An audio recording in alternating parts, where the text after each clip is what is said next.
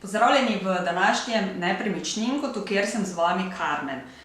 Pri našem delu se velikokrat srečujemo z različnimi vašimi vprašanji. Še najbolj aktualne so zagotovo povezane z cenami nepremičnin oziroma kaj se sedaj trenutno z njimi tudi dogaja.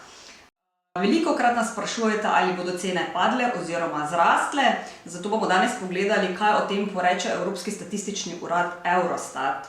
V drugem četrtletju letošnjega leta so bile cene stanovanjskih nepremičnin v območju evra za 1,7% nižje kot v enakem obdobju lani, v celotni Evropski uniji pa za 1,1%, kar je prva medletna pocenitev po prvem četrtletju leta 2014.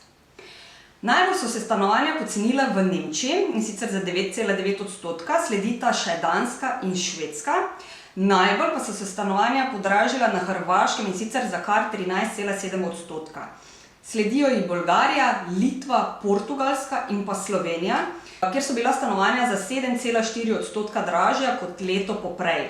V primerjavi s prvim letošnjim četrtletjem so bile cene stanovanj v drugih 3 mesecih letos dražje, in sicer v območju evra za 0,1%, v celotni EU pa za 0,3%.